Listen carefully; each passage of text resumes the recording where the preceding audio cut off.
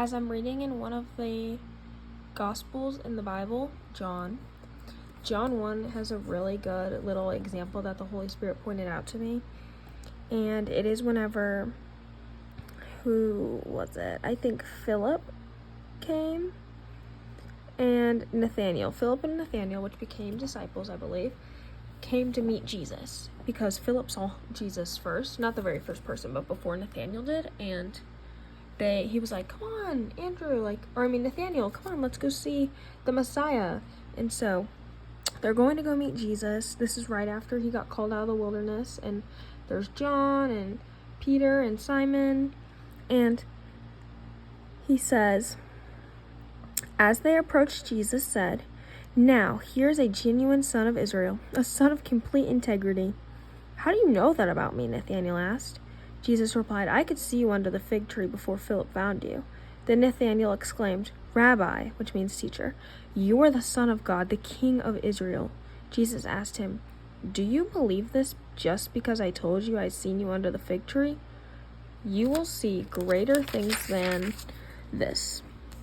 And so the Holy Spirit just gave me such a great revelation and a great point that our faith is not about our sight and the things that we do, the things that we see God doing. Faith is literally the things that we cannot see yet still believing, not just knowing, but believing that God's going to do. If God puts it on your heart that you are going to have all your dreams come true, that you are going to be a mother, that you are going to be happy again, that you are going to start a ministry, do not, no matter what, well, my finances are so bad. How am I going to start a ministry? I have nothing. Well, I can't get pregnant. How am I supposed to be a mom?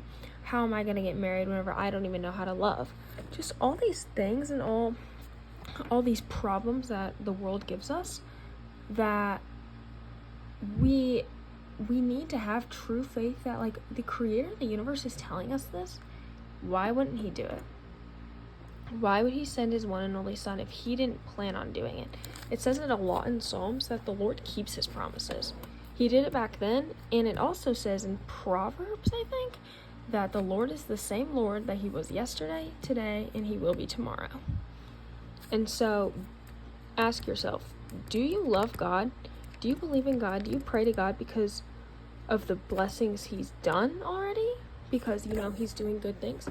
Or because of just what he does for us, his sacrifice, his love for us? Or is it just by the physical gifts that you get as the outcome? And this is a true test of faith. And if you think that your faith is weak, just pray and ask God. It's really not that difficult. I just gotta get stronger. I have to read the Bible every single day. I have to go to Bible studies and go to church every single day. No. Yes, those are key factors. That's working out, getting strong, how there's different things you can do. You can eat protein. You can cut out the bad things that help gain fat, that you don't need whenever you're trying to get strong. You can work out. And so I feel cutting out the chocolate and the dairy and whatever that is keeping you from getting muscle, that's the sin. You need to cut out just seeing the works, which is why the Lord might not give you works. He might put you in a waiting season for a while. Maybe you've been in a waiting season. Maybe your faith is getting tested. You're really sick. Your family's sick. You're seeing a lot of deaths. Just all these scary things happening.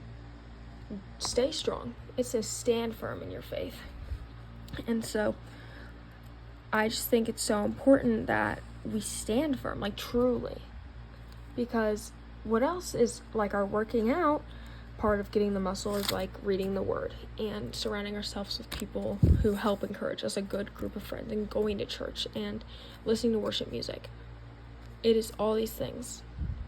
And cutting out the sin, cutting out the gossiping, cutting out the hatred, cutting out the cussing, cutting out the drinking.